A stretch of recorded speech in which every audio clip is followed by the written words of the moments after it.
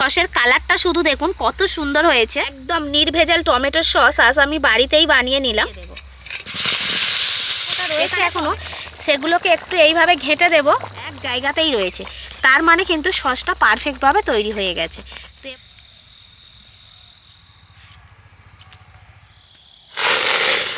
নমস্কার বন্ধুরা, কাকলির রান্নাঘর উইথ ভিলেজ ফুডের সবাইকে স্বাগত জানিয়ে আজকে আমি আপনাদের সাথে শেয়ার করব কোনো রকম কেমিক্যাল ছাড়াই নির্ভেজাল টমেটোর সস। টমেটোর সস খেতে আমরা সবাই ভালোবাসি, সে বাচ্চা হোক কিংবা বড়। আর শীতের এই সময় বাজারে কম দামে ভরপুর টমেটো পাওয়া যাচ্ছে। ঠিক এই সময় যদি আমরা বেশি করে টমেটো কিনে নিয়ে সারা বছরের জন্য বাড়িতে সস বানিয়ে রাখি তাহলে খুবই ভালো হয়। তো আজকের রেসিপিটা আপনারা প্লিজ প্রথম থেকে শেষ পর্যন্ত দেখতে থাকুন, আশা করছি খুবই ভালো লাগবে।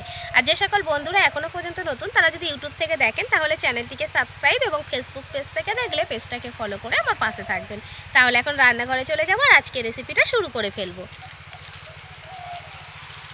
আজকে টমেটোর সস বানাবো বলে আমি পুরো এখানে লাল লাল দেখে 2 কেজি টমেটো নিয়ে নিয়েছি। তো আপনারা আপনাদের নিজেদের প্রয়োজন মতো টমেটোর পরিমাণটাও কিন্তু কম বেশি করে নিতে পারেন।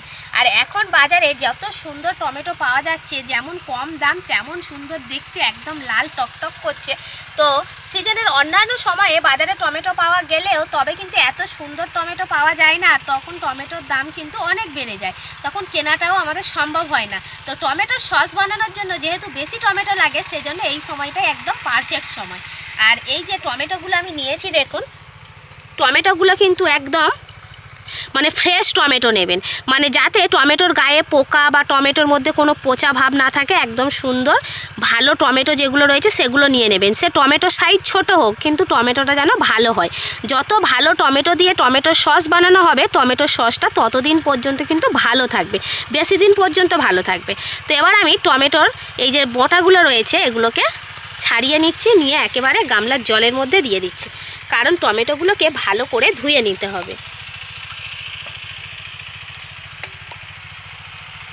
আর যত এরকম টমেটোর গাটা লাল টকটকে হবে, টমেটোর সসের কালারটাও কিন্তু খুব সুন্দর এরকম লাল লাল হবে। তাই একদম লাল দেখে টমেটো নেবেন।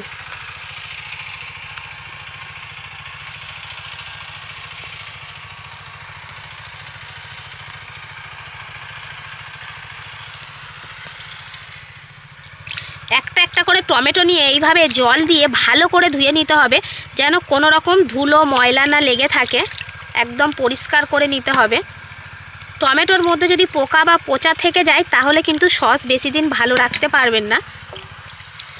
যেহেতু এই সসটা আমরা বাড়িতে নিজে হাতে বানাচ্ছি, বাড়ির বড় থেকে বাচ্চা সবাই খাবো, সেজন্য যদি ভালো পরিষ্কার টমেটো দিয়ে এই সসটা বানাতে পারি তাহলে কিন্তু খুবই ভালো হবে। টমেটোর সস সাধারণত আমরা দোকান থেকে কিনে খাই, তবে আজকে আমি একদম সহজ পদ্ধতিতে বাড়িতেই এই সসটা বানিয়ে নেব। সস তো আমি আজকে বানাবো, তার সাথে সাথে কয়েকটা টিপস আমি আপনাদেরকে বলে দেব, যেগুলো ফলো করলে আপনারা একদম দোকানের মতো পারফেক্ট টমেটোর সস বাড়িতেই বানিয়ে নিতে পারবেন আর সারা বছর বাড়িতে সংরক্ষণ করে রেখে খেতে পারবেন। তো এবার আমি টমেটোগুলোকে কেটে নেব। তো টমেটোটাকে আমি কিভাবে কাটছি সেটা দেখুন। প্রথমে আমি টমেটোটাকে মাঝখান থেকে দুটো ভাগে ভাগ করে নেব। এবার এই যে মুখের কাছে যে অংশটা রয়েছে এটাকে এইভাবে কেটে বাদ দিয়ে দেব। এই অংশটা নিলে হবে না, তাহলে সসটা ভালো হবে না। তো এবার আমি আরও দুটো ভাগে ভাগ করে নিলাম, অর্থাৎ একটা টমেটোকে আমি 4 ভাগে ভাগ করে নেব। এইভাবে টুকরো করে কেটে নেব, আর এই মুখের অংশটাকে কিন্তু কেটে বাদ দিয়ে দেব।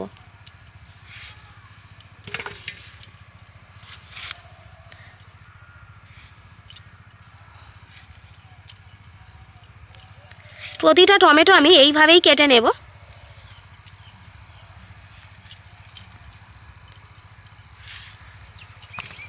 আশা করছি আজকের ভিডিওটা দেখার পর আপনারা কেউ আর দোকান থেকে টমেটোর সস কিনে খাবেন না, প্রত্যেকেই বাড়িতেই এই সসটা বানিয়ে নেবেন। সস বানানো এতটাই সহজ।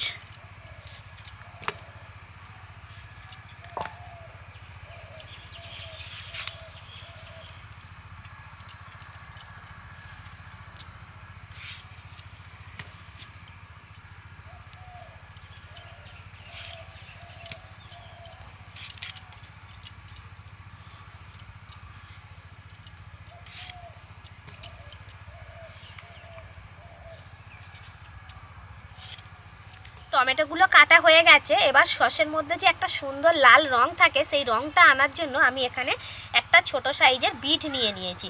তো আমি আজকের এই রংটা করার জন্য বিট দেব। তো আপনারা চাইলে কিন্তু কাশ্মীরি লঙ্কার গুঁড়ো দিয়ে ওই সসের রংটা করে নিতে পারেন। তো আমার মতে বলে কাশ্মীরি লঙ্কা না দিয়ে যদি আমরা বিট দিয়ে সসের কালারটা করি তাহলে অনেক বেশি ভালো হবে।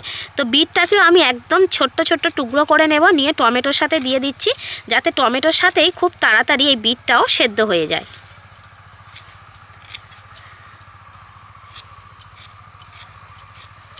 এবার আমি উনান জেলে নিয়েছি, আর এই কড়াইতে এবার আমি টমেটোগুলোকে দিয়ে দেব। তো কড়াইতে আমি জল তেল কিছুই দিইনি, এমনি শুকনো কড়া উনানের ওপর বসিয়ে দিয়েছিলাম।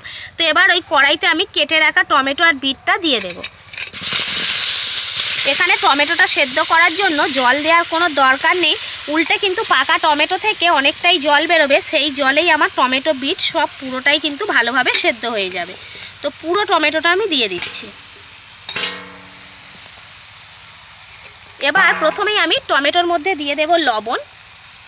তো লবণটা আমি যেহেতু 2 কেজি টমেটো নিয়েছি তার জন্য এই চা চামচের মাপ করে 2 চামচ লবণ দেব।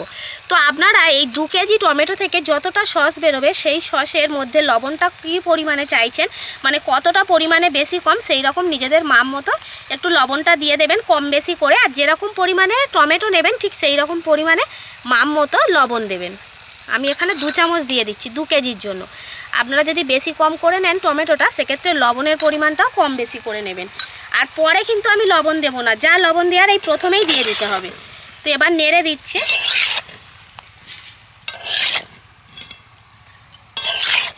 যতটা লবণ দেবেন প্রথমেই দিয়ে দেবেন, দিলে কি হবে টমেটোটা তাড়াতাড়ি সেদ্ধ হয়ে যাবে, আর যতটা লবণের প্রয়োজন লবণটাও দেয়া হয়ে যাবে।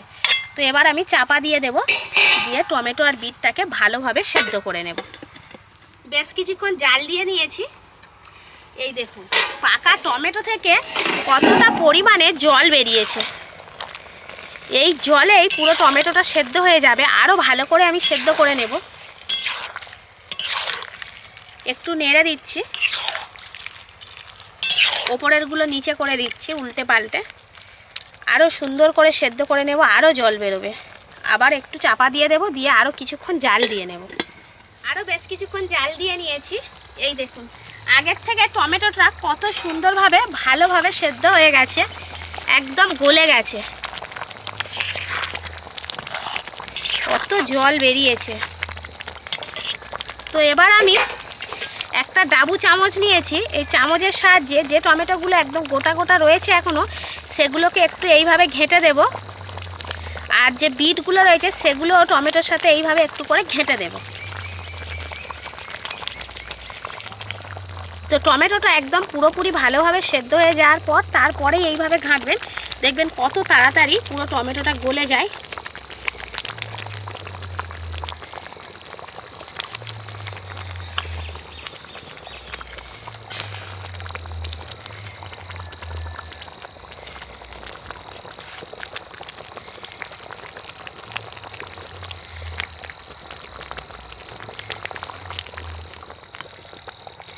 খুব ভালো করে টমেটোটাকে ঘেঁটে নিয়েছি।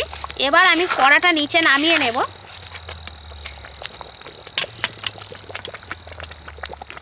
এবার ছাঁকনির সাহায্যে আমি টমেটোর পিউরিটাকে ছেঁকে বের করে নেব।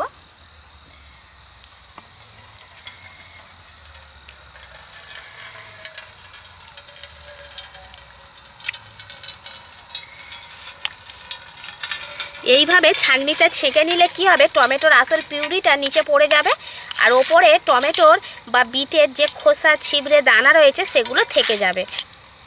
এইভাবে একটু ছেঁকে নিতে হবে।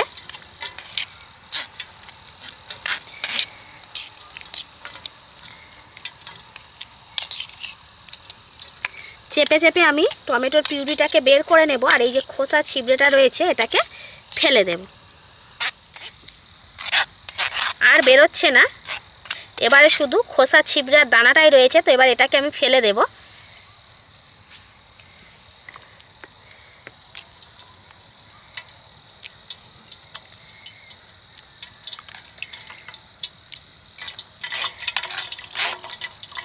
টমেটোর পিউরির যে রঙটা শুধু দেখুন বন্ধুরা কতটা সুন্দর লাগছে।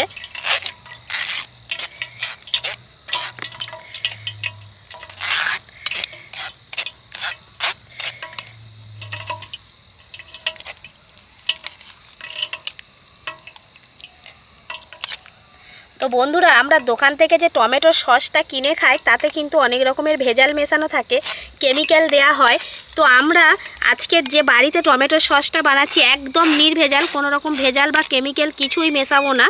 নির্ভেজাল টমেটোর সস আজ আমি বাড়িতেই বানিয়ে নিচ্ছি।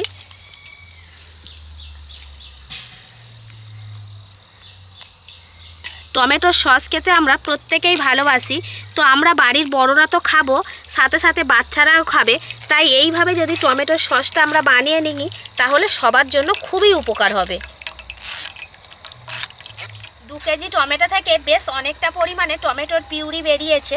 তাই আমি বলবো দোকান থেকে বেশি টাকা দিয়ে টমেটোর সস না কিনে যদি আমরা কম দামে বেশি করে টমেটো কিনে নিয়ে এইভাবে বাড়িতে সস বানিয়ে নিই তাহলে অনেকটা পরিমাণে কিন্তু টমেটোর সস আমরা কম খরচে বানিয়ে নিতে পারবো।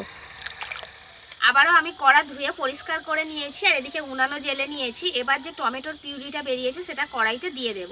তো কড়াইতে কিন্তু কিছুই নেই, কড়া একদমই শুকনো, শুধুমাত্র এই টমেটোর পিউরিটা আমি ঢেলে দেবো কড়াইতে।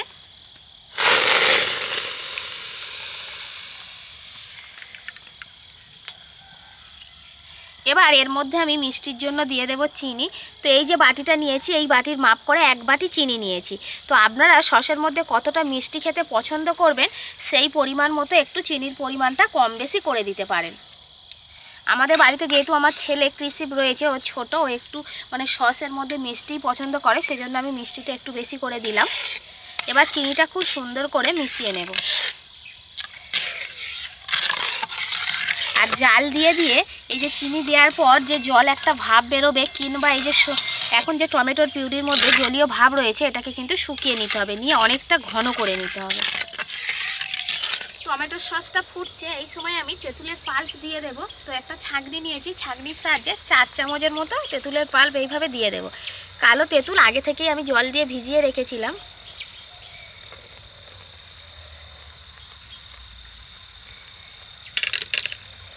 এই সসের মধ্যে আবারও সুন্দরভাবে মিশিয়ে নেব।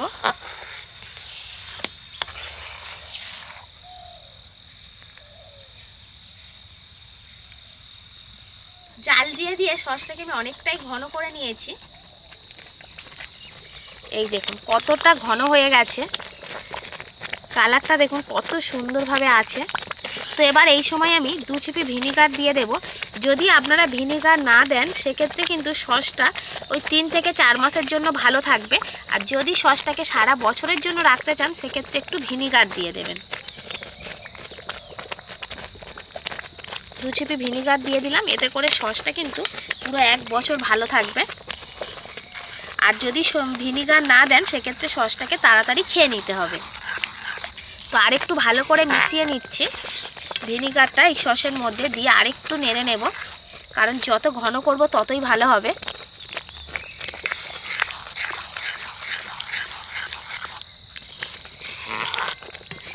দোকান থেকে আমরা যে টমেটো সসটা কিনে থাকি সেই সসের মধ্যে কিন্তু পেঁয়াজ, আদা, রসুন এগুলো দেয়া থাকে। এর ফলে যারা সব সময়ের জন্য নিরামিষ খান তাদের পক্ষে কিন্তু ওই সসটা কিনে খাওয়া মানে অসুবিধা হয়ে দাঁড়ায়।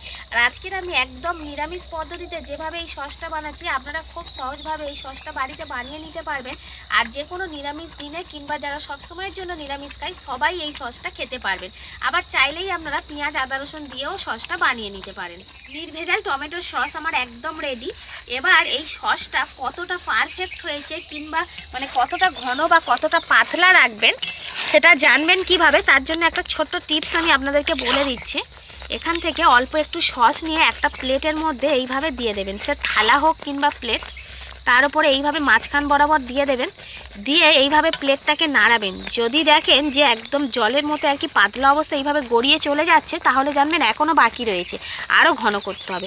আমি প্লেটটাকে একেবারে এইভাবে নাড়াচ্ছি, দেখুন একটুও কিন্তু সসটা কোথাও সরে নড়ে যাচ্ছে না, এক জায়গাতেই রয়েছে, তার মানে কিন্তু সসটা পারফেক্টভাবে তৈরি হয়ে গেছে। তো এবার কড়াটা নামিয়ে নিতে হবে।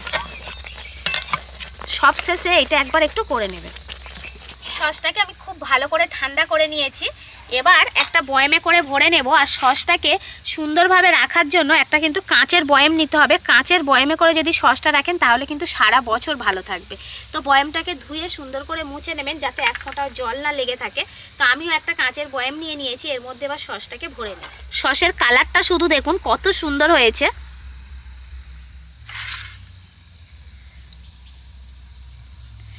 যেহেতু আপনি একটু বেশি করে টমেটো নিয়ে বেশি পরিমাণে সস বানাতে চাইছেন, সেক্ষেত্রে কিন্তু অবশ্যই করে কাঁচের বয়ামে রাখবেন, কোনো প্লাস্টিকের জারের মধ্যে রাখবেন না, তাহলে সসটা বেশি দিন ভালো থাকবে না, তাড়াতাড়ি নষ্ট হয়ে যাবে।